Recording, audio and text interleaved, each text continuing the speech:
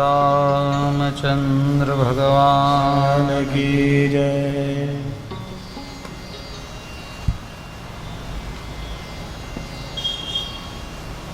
दीनता એ પ્રહલાદજીની અદ્ભુત છે. ભગવાન નરસિંહ પ્રહલાદજીને કહે કે તમારે જે જોઈએ એ માગો, અને પ્રહલાદજી કહે નહીં પ્રભુ, હવે આપ મળ્યા પછી બીજું શું માગવાનું? ખૂબ આગ્રહ કર્યો તો ભગવાનને પ્રહલાદજીએ કહ્યું કે મારા પિતાની મુક્તિ થાય એવું કહો. બોલે તારા જેવા દીકરાઓ જ્યાં જન્મ્યા એની તો 21 પેઢીઓ એ તરી ગઈ. આવું ભગવાને કહ્યું છે. ત્રિસપ્તભિ પિતા પૂતઃ એમ કહ્યું. उसे और क्या चाहिए? ભગવાન નરસિંહ પ્રસન્ન થયા અને ત્યારબાદ પ્રહલાદજીનો રાજ્યાભિષેક પદે અભિષેક કર્યો છે. પ્રહલાદજીનું ચરિત્ર અદ્ભુત છે.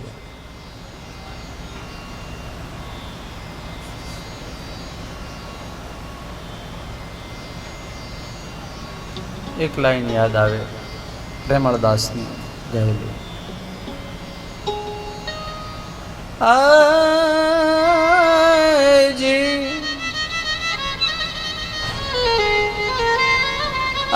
વાલે મારે ઉગાર્યો પ્રહલાદ હિરણાકંસ માર્યો રે.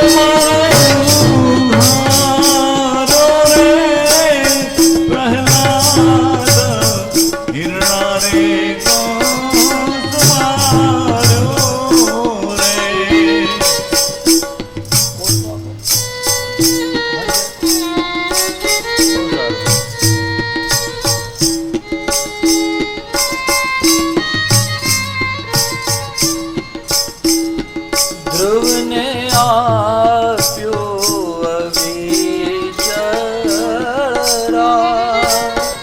પોતાનો કર સાપ્યો રે. ભજતા હજુ કોઈ રાજા જગન્નાથ જાણી રે.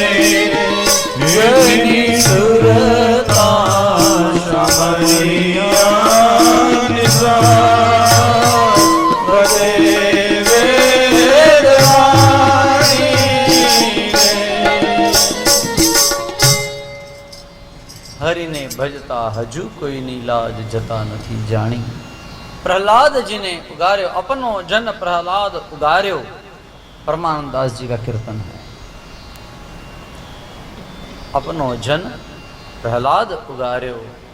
श्री प्रहलाद जी को ठाकुर जी ने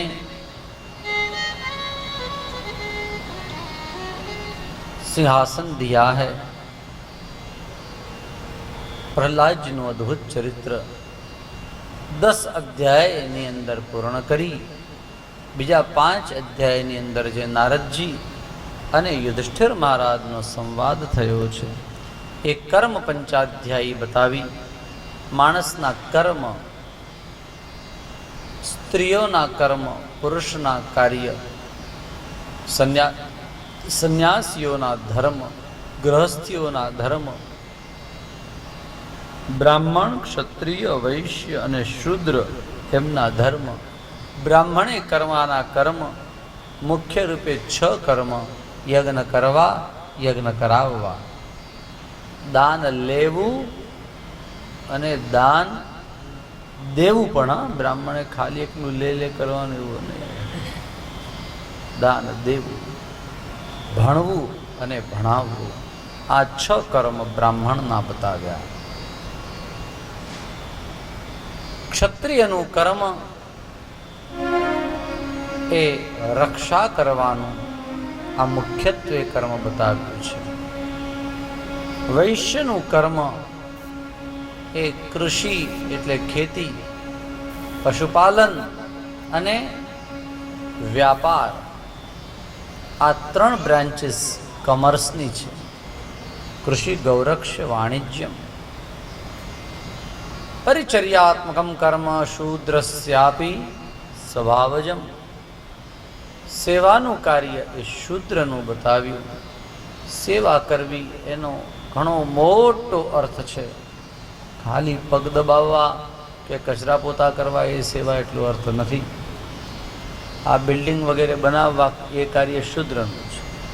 કપડાં બનાવવા શૂદ્રનું કાર્ય, ચપ્પલ બનાવવા એટલે બહુ મોટા મોટા બાટાની કંપની હોય તે શુદ્ર. શુદ્રનો અર્થ ક્ષુદ્ર નથી, ખરાબ નથી. મોટા મોટા બિલ્ડર્સ છે એ આ શુદ્ર કાર્ય છે. શુચાત દ્રવતી ઇતિ શુદ્ર. ભાઈ જૂના જમાનામાં ખ્યાલ ન આવે, બધા લોકો એને કડિયા કે મજૂર કે, આજે સારા શબ્દોમાં એને બિલ્ડર કહેવાય. વસ્તુ એ જ છે. કપડાં બનાવવા જૂના જમાનામાં લોકો એને વણકર કહે, આજે બધા લોકો એને પાવરલૂમ વાળા કહે.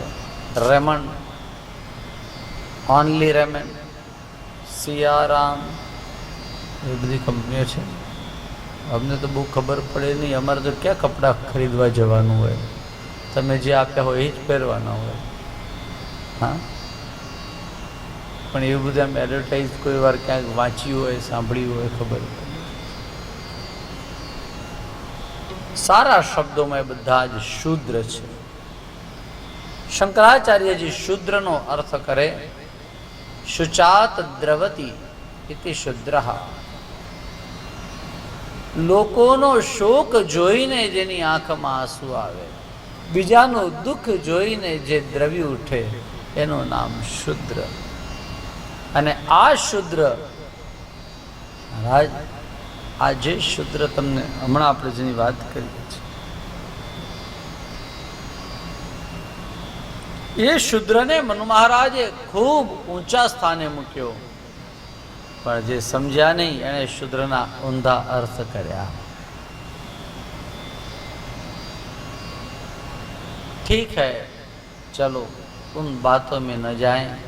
ये सब बातें श्री नारद जी ने युधिष्ठिर महाराज को समझाई. श्रीमद् भागवत के 7वें स्कंद के अंतिम अध्याय में श्राद्ध की महत्ता बताई है. આજકાલ પેલા શ્રાદ્ધના ખબર નહીં કેવા કેવા બધા મેસેજીસ બધા ફરતા હોય છે કે હજુ ટિફિન સર્વિસ શરૂ નથી થઈ. આવો એક મેસેજ કાલે આવ્યો, જવાબ આપી દીધો એને. પણ આપણને સમજવા માટે ટિફિન સર્વિસ હજુ હરિદ્વારથી મુંબઈની શરૂ નથી થઈ, પરંતુ તમારા ઘરેથી છેક પિતૃલોક સુધીની ટિફિન સર્વિસ એ વર્ષો પહેલાં, હજારો અનંત વર્ષો પહેલાં એ શરૂ છે, ચાલુ છે. મેસેજનો ભાવ એવો હતો કે જીવતા જાગતા માતા પિતાની સેવા કરવી, એમાં મને કોઈ શંકા નથી. એ જ વાતનું હું સમર્થન કરું છું કે જીવતા જાગતા જે માતા પિતા હોય એની 100% સેવા કરવી અને કરવી જ. એનો અર્થ એવો નહીં કે મર્યા પછી આપણે શ્રાદ્ધાદિક ક્રિયાઓ ન કરવી. 100% એમની સેવા કરવી જ જોઈએ. ત્યારબાદ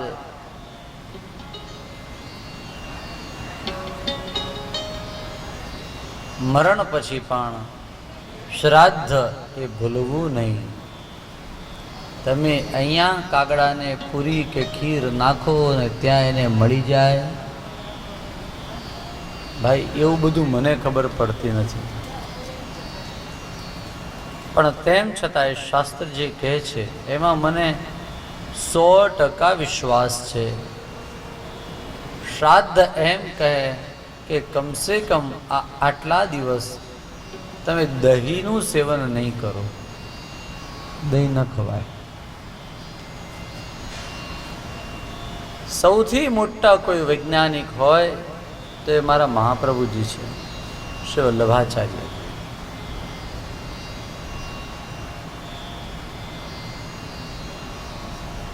તમે દૂધ પીવો,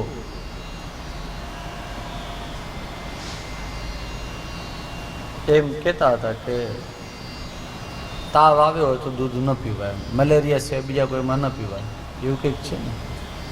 પણ મહાપ્રભુજીએ બતાવી એક ઉપાય કે એમાં થોડો બરાસ પધરાવેલો હોય તો ગમે તે દિવસે ગમે ત્યારે દૂધ પીવાથી એ દૂધ કોઈને પણ કોઈ પ્રકારે નુકસાનકારક નહીં. આપણી જે મુખ્ય વાત ચાલે છે એ દહીંની. દહીં આમ તો ન ખવાય, પણ આ ભાદરવા મહિનાની અંદર તો ખાસ ન ખવાય. દધી ભાદ્રપદે તથા માસાના વિપ્રહયાની તે લખેલા છે. દર મહિનાની અંદર છોડવાની વસ્તુઓ લખેલી છે.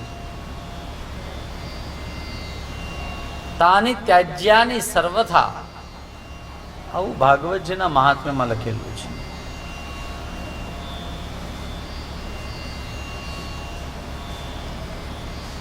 તો ભાદરવા મહિનાની અંદર દહીં ન ખવાય.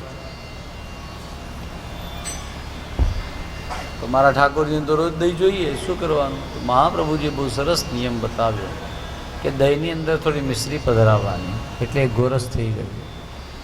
પછી ઠાકોરજીને ધરાય અને પછી તમે પ્રસાદ લો, તમને કોઈ આડઅસર ન થાય દહીંની. પણ આ શાસ્ત્રકારો એમ કે ભાદરવા મહિનાની અંદર દૂધ પીવું જોઈએ. એમને એમ કયા દિવસે તમે દૂધપાક બનાવીને ખાવાના? તો કમસે કમ ભાદરવા મહિનાની અંદર 4 દિવસ તો બનાવો. એક જ્યારે બાપાની તિથિ હોય, એક જ્યારે માની તિથિ હોય, એક સર્વપિતૃઓની હોય, અને એક વિશેષ રૂપે ભગવત પ્રત્યર્થે કરવામાં આવે.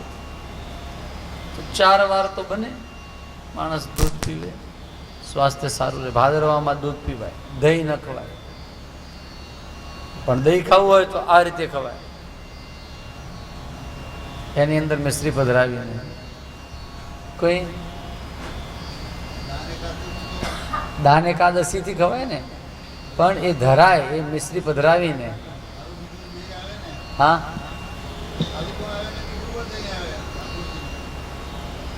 ગોરસની અંદર તો મિશ્રી પધરાવેલું દહીં મને ખબર છે. ખારું તો હવે જેના ટેસ્ટની વાત આપણને ખબર નથી, મને ચોક્કસ ખબર નથી. એટલે મીઠાવાળું પણ આવતું હશે, નમકવાળું મને ખ્યાલ નથી. પણ ડાયરેક્ટ દહીં એકલું ન ધરાય ન ખવાય. મહાપ્રભુજી આવા વૈજ્ઞાનિક છે.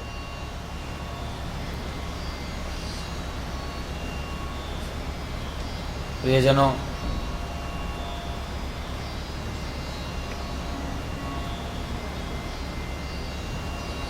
શ્રાદ્ધની વાત કરતા એમ બતાવ્યું, કાગડો ખાય કે ન ખાય, શ્રાદ્ધ કરો.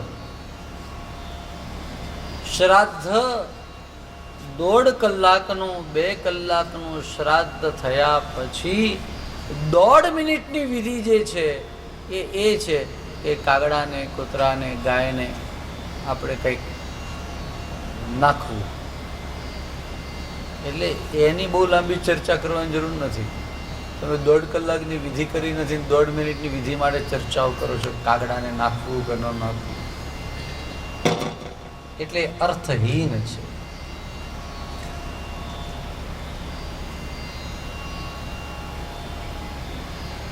સાતમા સ્કંદના અંતિમ અધ્યાયની અંદર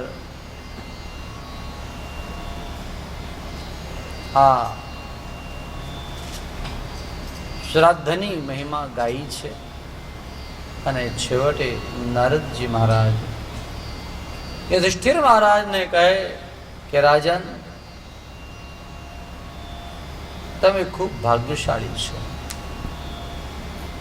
यूयं नृलोके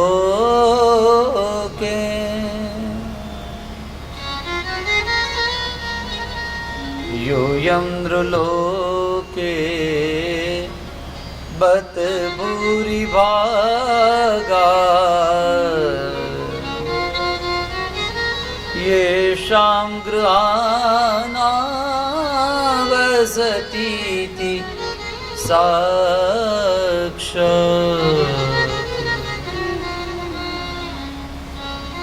તમે ખરેખર ભાગ્યશાળી છો કે તમારે ત્યાં પ્રભુ શ્રી કૃષ્ણ ભગવાન બિરાજે. આ કોઈ સાધારણ નથી. સવા અયમ બ્રહ્મ પરમ નિગૂઢમ.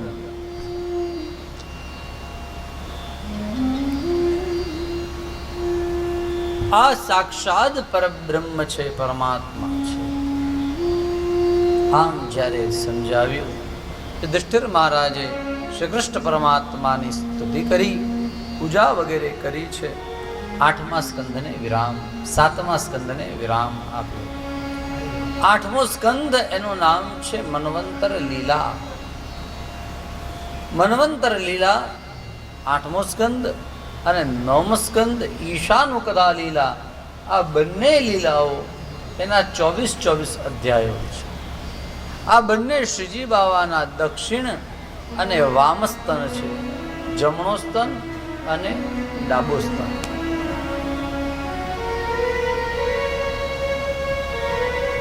આઠમો સ્કંદ એમાં ભક્તોના ચરિત્ર બતાવ્યા છે અને 9મો સ્કંદ એની અંદર સંતોના ચરિત્ર બતાવ્યા છે, રાજર્ષિઓના ચરિત્ર બતાવ્યા છે. ભગવાન એવા કૃપાળુ છે કે પ્રભુ किसी के भी ऊपर कृपा करते हैं. मानव ऊपर कृपा करे, दानव ऊपर कृपा करे, देव ऊपर कृपा करे, अरे ढोर ऊपर पण कृपा करे. अगर दिल से कोई पुकारने वाला हो, भगवान उसके ऊपर भी कृपा करते हैं. 8મા સ્કંદમાં આ કથાઓ કરી.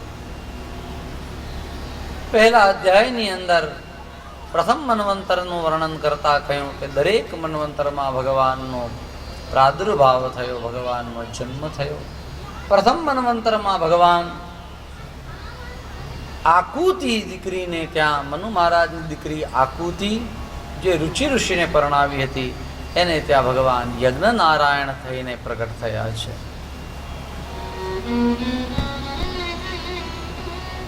અને દેવહૂતિને ત્યાં ભગવાન કપિલ થઈને પ્રગટ થયા છે, કપિલ બનીને આવ્યા છે.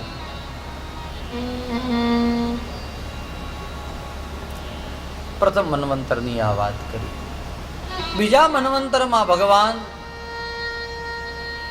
સ્વારોચિષ મન્વંતરમાં ભગવાન વિભુ બનીને આવ્યા.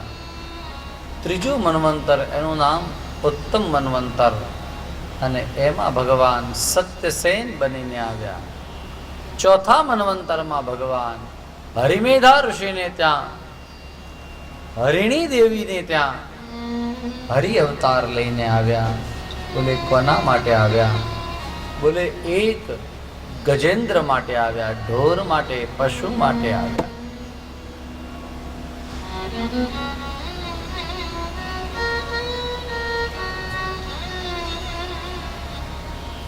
પાણીમાં સપડાયેલો, સરોવરમાં સપડાયેલો મગરના મુખની અંદર ફસાયેલો એવો આ ગજેન્દ્ર ભગવાનની આરાધના કરે.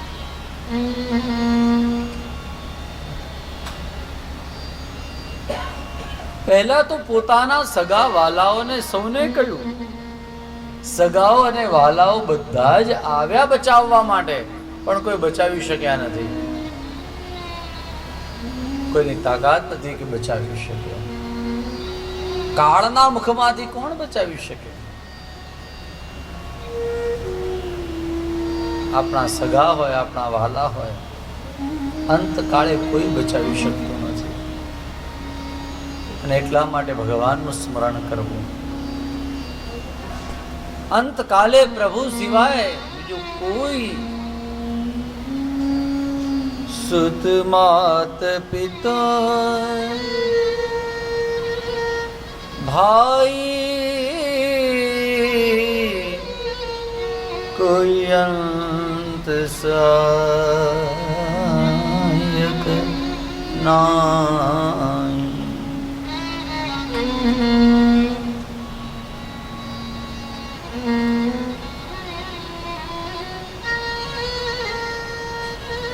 બાઈક ક્યાં ગયો? દેખાય છે અંદર? હા અંદર ગયા બોલા કે નોંધ મારી બાજુ મૂકી દો, હું સ્વિચ ચાલુ બંધ કરી. માંડ 3 દિવસે પેલો સેટ થયો હતો ને તે આજે ચોથા દિવસે જ અપસેટ.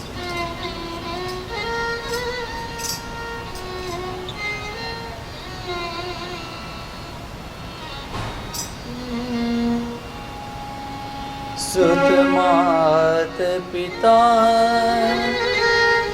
નારી ભાઈ કોઈ અંત સહાયક નાઈ.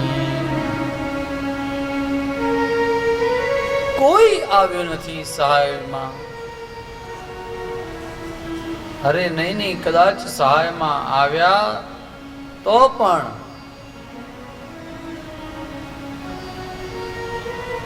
એનાથી કઈ થયું નહીં. તમને દેખાય ભાઈ ઇકોનું બટન?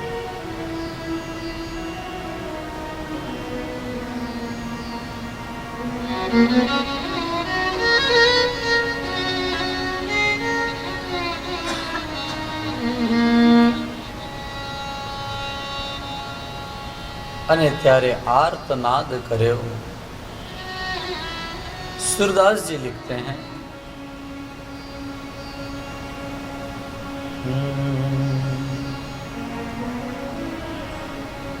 नीर पीवन हेतु गयो सिंधु के किनारे.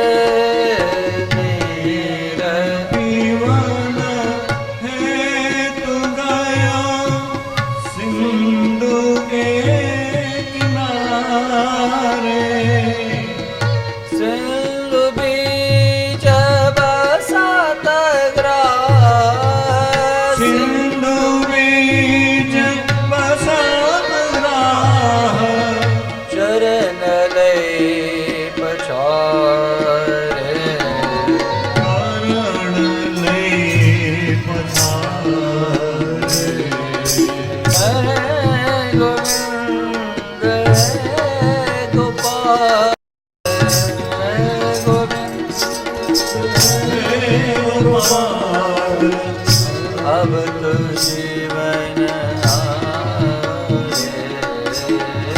अब तो जीवन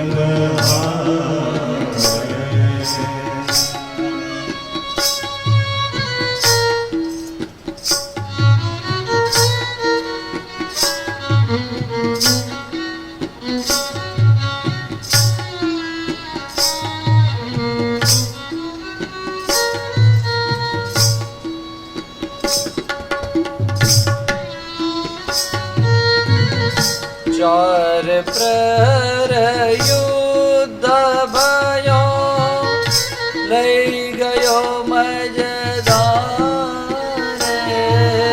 चार प्रहर युद्ध भयो लई गयो मजदारे. लई गयो मजदारे.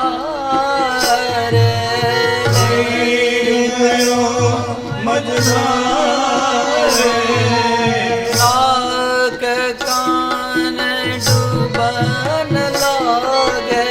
नाक कान डूबन लागे. नाक कान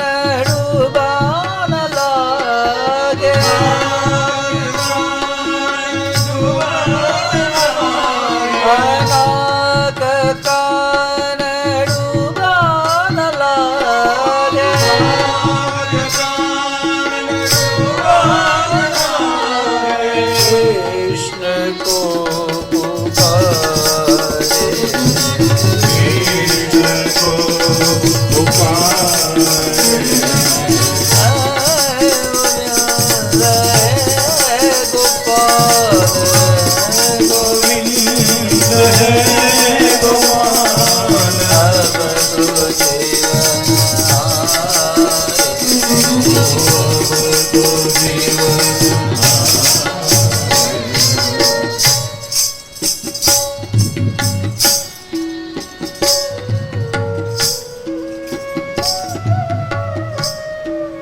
કહ્યું નાક કાન ડૂબન લાગે કૃષ્ણ કો પુકારે. મતલબ ત્યાં સુધી તો જીવને ભગવાન યાદ આવતા નથી જ્યાં સુધી નાકથી ઉપર પાણી ન જાય. માથાથી ઉપર જવા લાગે ને એમ લાગે કે હવે કાંઈ નહીં થાય આપણાથી, પછી ભગવાન હવે તો એમ બચાવો. डॉक्टर કહી दे अब दवा से कुछ नहीं होगा, अब दुआ करो. अरे अब क्या दुआ करो, पहले से दुआ करनी चाहिए महाराज. हाँ, પછી મૃત્યુંજયના જપ કરાવો, પછી આ તાપ કરાવો, આ પુણ્ય કરાવો, આ પાઠ કરાવો.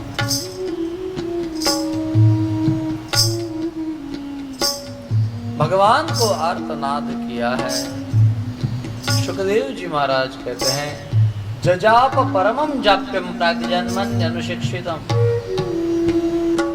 પરમાત્માનું એ સ્મરણ શરૂ કર્યું અને ગજેન્દ્ર ભગવાનની સ્તુતિ કરે.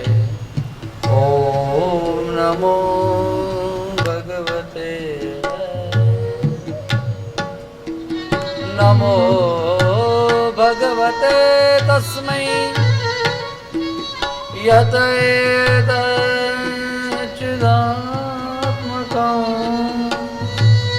પુરુષાયાદિ બીજાય પરેશાય વિધિમહી. યસ્મિન ઇદં યતશ્ચેદં યેનેદં યદિદં સ્વયં યોસ્માत् પરસ્માચ્ ચ પરસ્તં પ્રપદ્યે સ્વયં ભવં. યસ્વાત્મનિદં નિજમાયયાર્પિतं ક્વચિદ્ વિવાદં ક્વચદતિરોહિतं. શ્રી કૃષ્ણ ગોવિંદ હરે મુરારે હે નાથ નારાયણ વાસુદેવ. ભગવાનની સ્તુતિ કરતા કરતા આર્દ્ર બન્યો અને કહ્યું જે અસહ્ય વેગ સાથે પ્રચંડ વેગ સાથે આવી શકે એ પરમાત્મા મારી માટે આવે એમ જ્યારે પ્રાર્થના કરી. અને એમ કહ્યું નથી હા કે મારા માટે ગણપતિ બાપા આવે, મારા માટે કૃષ્ણ ભગવાન આવે, મારા માટે રામજી આવે, મારા માટે મહાદેવજી આવે, મારા માટે અમુક દેવ આવે, એવું નામ નથી.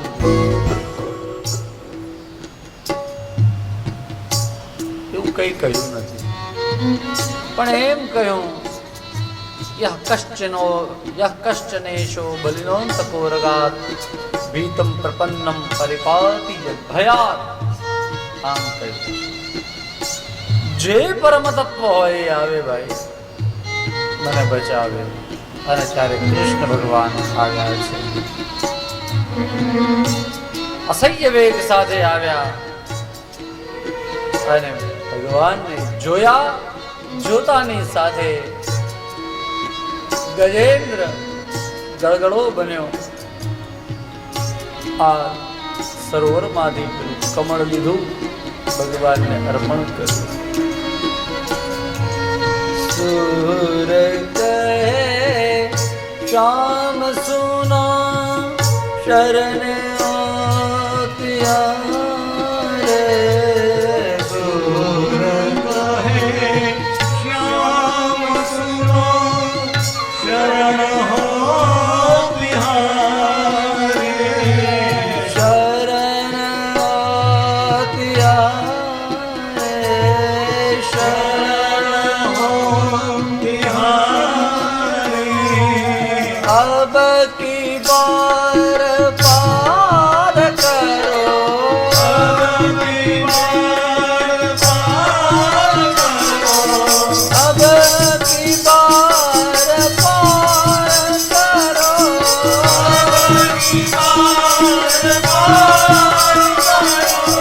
अब की बार पार करो.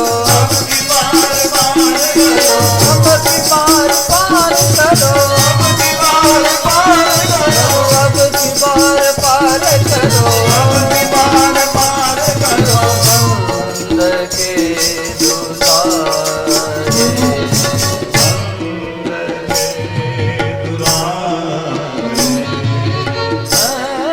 गोविंद गोपाल गोविंद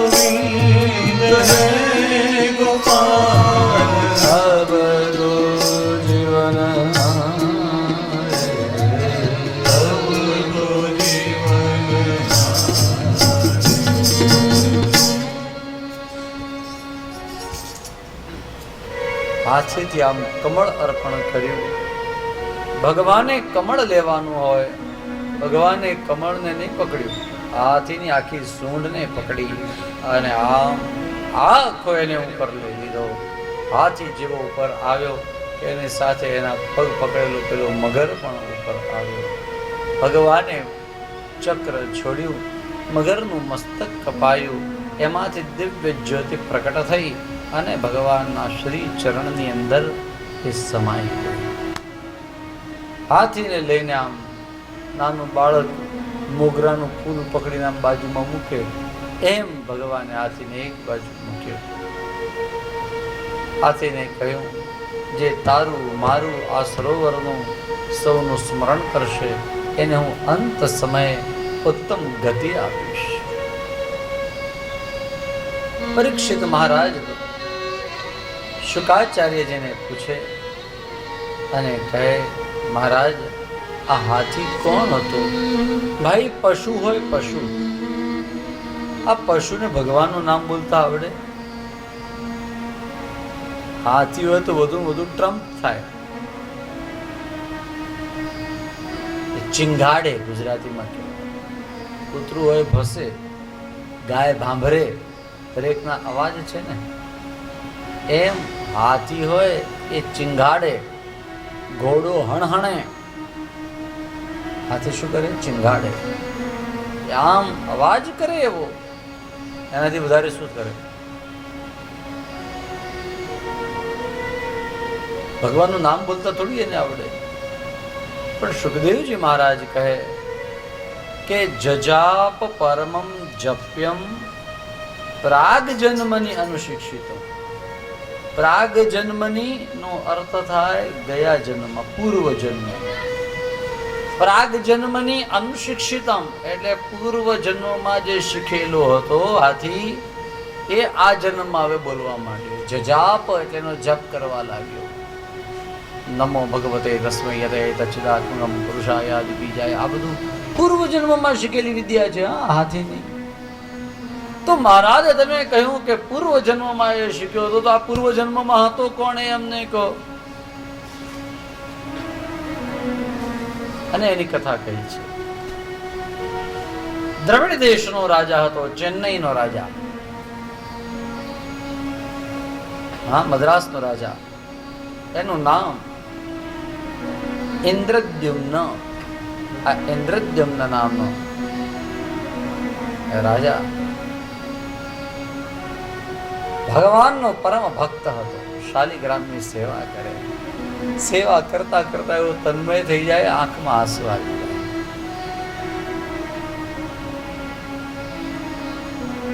શાલિગ્રામની સેવા કરે.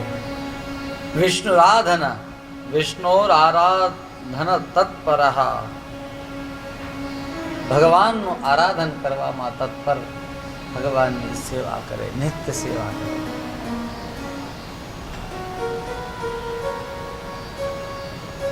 ઘર બાર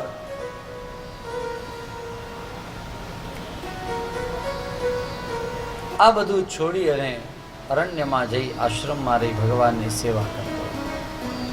ઇન્દ્રદ્યુમ્ન મહારાજ આજે ઠાકોરજીની સેવા કરી, શાલિગ્રામની સેવા કરી, ધૂપ દીપ નૈવેદ્ય કર્યા ધર્યા અને ભગવાનનું ધ્યાન કરતા હતા. અને એ સમયે ત્યાં થઈને અગસ્ત્ય મુનિ નીકળ્યા. અને અગસ્ત્ય મુનિએ જોયું કે આ બેઠો છે. હવે આમ બેઠો હતો ભગવાનનું ધ્યાન, ભગવાન અહીંયા, અને આમ બેઠો હતો. હવે આમ બેઠો તો નજર આગળ થઈને આમ અગસ્ત્ય ઋષિ નીકળ્યા. પણ એના મનમાં ભગવાનના વિચારો ચાલતા હતા, એને જોયું નહીં, ખબર ન પડી. અગસ્ત્ય મુનિ ત્યાં થઈને નીકળ્યા. અગસ્ત્ય મુનિને એમ થયું કે એણે મને જોયો અને મારું માન સન્માન પણ ન કર્યું. આવો અભિમાની રાજા છે. આ દ્રવિડ દેશની વાત છે, સાઉથની. અગસ્ત્ય મુનિ ત્યાં જ છે, હજુ પણ ત્યાં છે. વિંધ્યાચળને ઝુકાવવા માટે ત્યાં ગયા તે ત્યાં જ રહ્યા છે. અગસ્ત્ય મુનિ ત્યાંથી નીકળ્યા. મારા માટે એને કોઈ માન પાન નથી, સન્માન નથી. આમ જડની જેમ બેસી રહ્યો. જા તું બીજા જન્મમાં જડ હાથી બનજે. આ ઇન્દ્રદ્યુમ્ન મહારાજ હાથી બન્યા. આ ઇન્દ્રદ્યુમ્ને મહારાજ અગસ્ત્યના પગ પકડ્યા અને માફી માગી.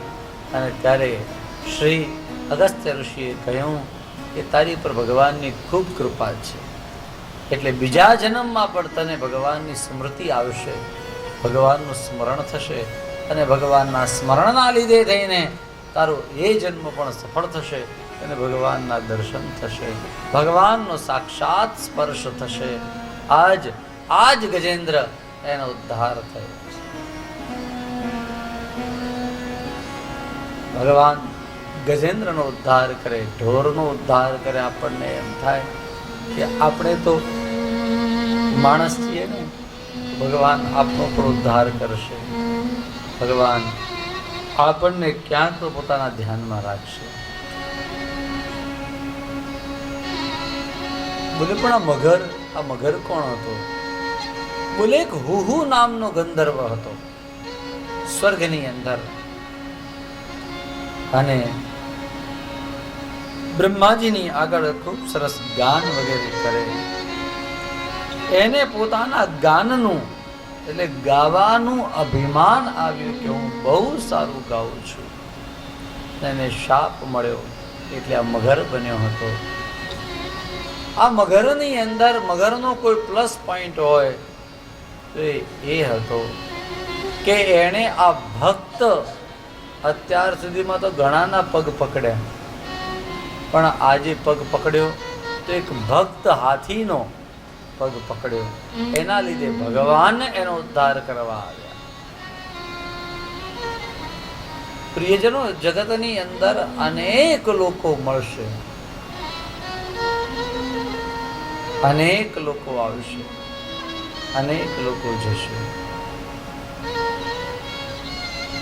દુનિયાના પગ પકડવા એના કરતા કોઈ વૈષ્ણવના પગ પકડજો, કોઈ ભક્તના પગ પકડજો, કોઈ સંતના પગ પકડજો, ઓટોમેટિક તરી જશો.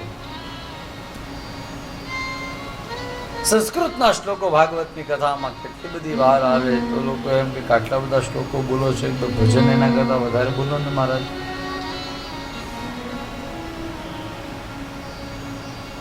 સંસ્કૃતના શ્લોકોનું મહત્વ શું છે એ બતાવવું છે. આ મગરનો ઉદ્ધાર થયો, શું કારણ? આ શ્લોકો, આ બધા મંત્રો એ તો ગજેન્દ્ર બોલ્યો હતો, પણ મગરે પાણીમાં પડ્યા આ બધા શ્લોકો સાંભળ્યા હતા. ખાલી સાંભળ્યા તો પણ એનો ઉદ્ધાર થયો. એટલે ભાગવતની કથામાં સંસ્કૃતના શ્લોકો આવે અને સાંભળવા. ભગવાનને કેમ પ્રભુ જાણે અમે જ આ સ્તુતિ કરીએ છીએ, સાંભળી લો.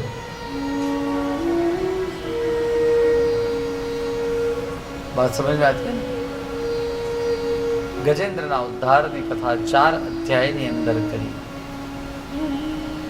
5મા અધ્યાયની અંદર કથા બતાવી. 5મો રૈવત મંતર.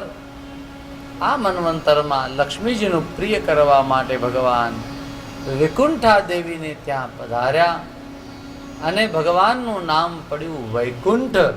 ભગવાને એક લોક બનાવ્યો, આ લોકનું નામ પણ વૈકુંઠ લોક.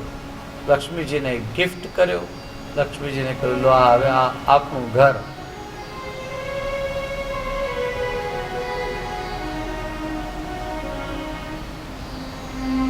લક્ષ્મીજી પ્રસન્ન થયા છે.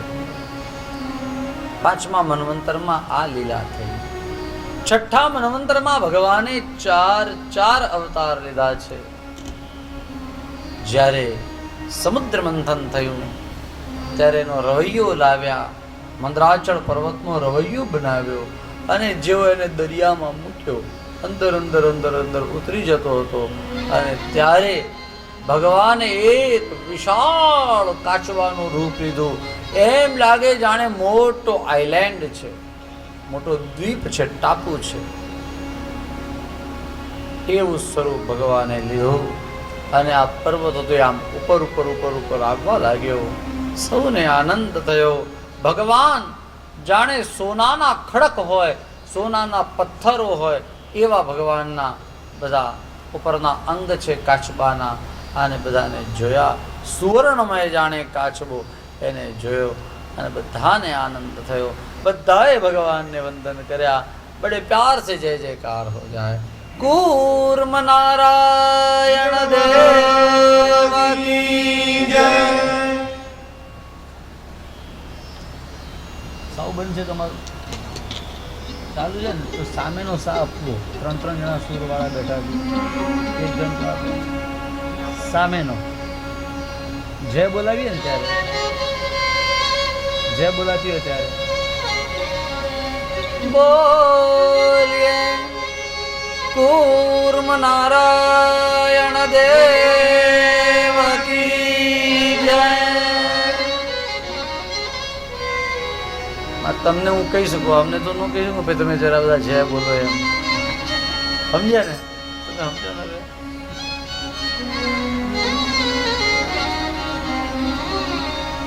કહી શકાય? કહેવાની જરૂર છે? તમને ક્યાં કહેવાની જરૂર? તમે એમને એમ બોલો એમ છો. બોલો કૂર્મ નારાયણ. જો એક સાથે આપણે બધા બોલીએ કેવું સરસ લાગે. તમે બોલો, હાય બોલે, હું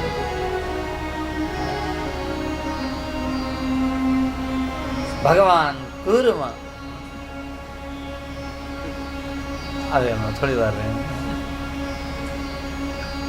કૂર્મ ભગવાન પ્રગટ થયા, જેની ઉપર મંદરાચળ પર્વત ધારણ થયો છે. અને બધા જ દેવતા અને દાનવો પેલા વાસુકી નાગનું નેત્રું બનાવ્યું ને આમ ખેંચવા લાગે, પણ કોઈની તાકાત છે ખેંચી શકે? એક અત્યંત રહસ્યની વાત છે કે આ સમુદ્ર મંથન એ દેવતાઓએ અને દાનવોએ કર્યું જ નથી. એ કરી રહ્યા છે પણ એમની તાકાત નથી કે કરી શકે. આ કોણે કર્યું? બોલે ભગવાને સ્વયં કર્યું. એ કરવા માટે સમર્થ ન થયા એવું ભાગવતમાં લખ્યું છે. ત્યારે ભગવાને અવતાર લીધો. ભગવાન પોતે આવ્યા. જેત્રૈર્દોર્ભિઃ જગદભયદૈર દંદ્વશુકં ગૃહીત્વા મથનં મથ્ના પ્રતિગિરિવા શોભતાથો યથાદ્રી. ભગવાને બીજું સ્વરૂપ ધારણ કર્યું અને એ ભગવાને આમ 4 હાથ વાળા, 2 હાથ આમ કેડ પર રાખ્યા, 2 હાથે પેલા દોરડા પકડ્યા. ભગવાન પોતે જ આમ વલોણું એ કરી રહ્યા છે. ભગવાનનું નામ થયું અજિત ભગવાન. આવો તમે કહેતા હતા, આપણે જય બોલાવી દઈએ. ચાલો પ્યાર છે. બોલીએ શ્રી અજિત નારાયણ દેવ કી જય. Once more. અજિત નારાયણ દેવ કી જય. ભગવાન અજિત નારાયણ બન્યા છે અને હવે સરસ મજાનું સમુદ્ર મંથન એ ચાલુ થયું છે. સમુદ્ર મંથન થઈ રહ્યું હતું અને એ જ સમયે સૌને એમ થયું કે હમણાં અમૃત આવશે, હમણાં અમૃત આવશે, હમણાં અમૃત આવશે. અને એની સાથે જ અમૃત ક્યાં આવે? અમૃતના પહેલા તો હાળાહળ વિષ ઉત્પન્ન થયું.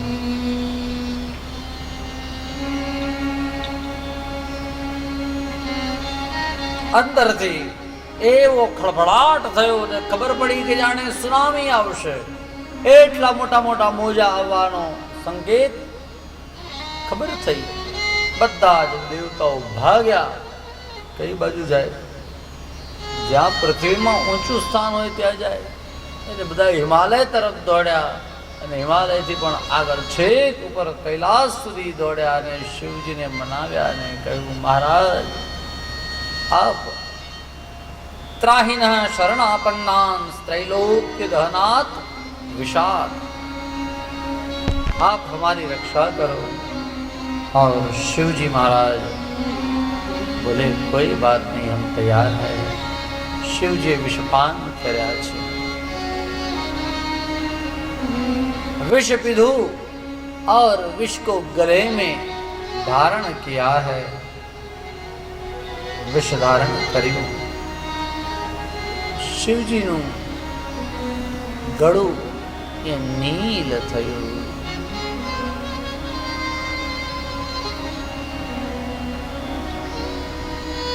क्या क्या नहीं दिया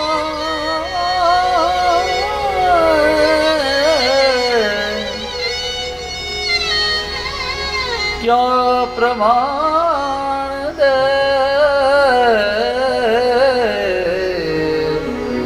क्या प्रमाण दे।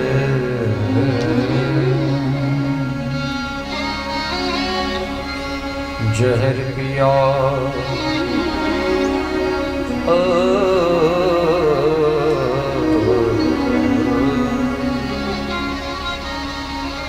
जहर पिया अमृत दिया, कितना उदार तू, कितना उदार तू, कितना उदार तू।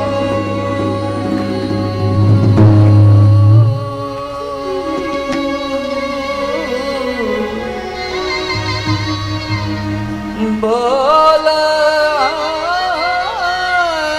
कितना उदार तू,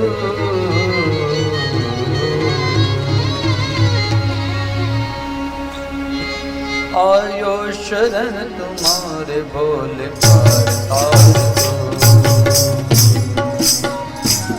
कैलाश के निवासी नमो बार बार हो, नमो बार बार हो। आयो शरण तिहारी भोले तार तार हो। कैलाश के निवासी नमो बार बार हो, नमो बार बार हो। आयो शरण तिहारे नमो तार तार हो।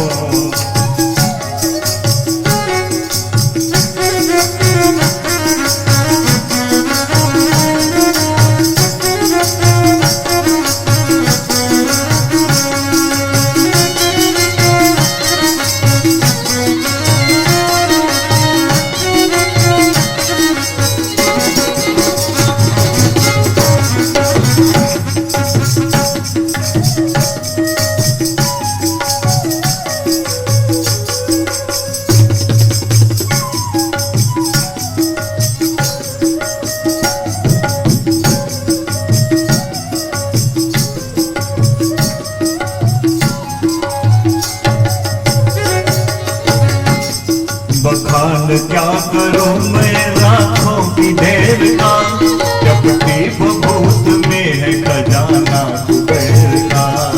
बखान क्या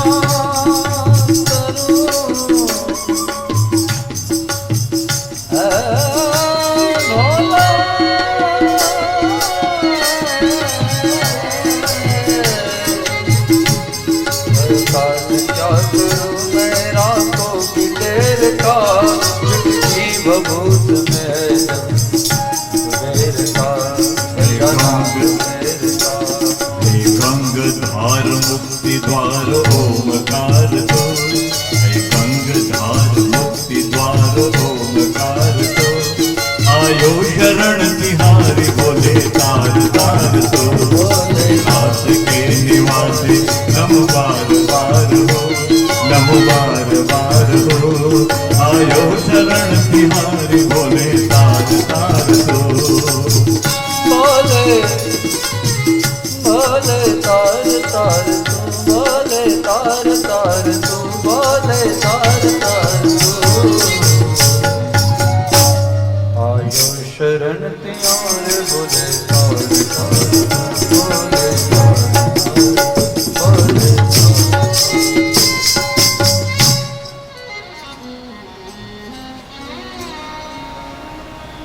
जहर पिया अमृत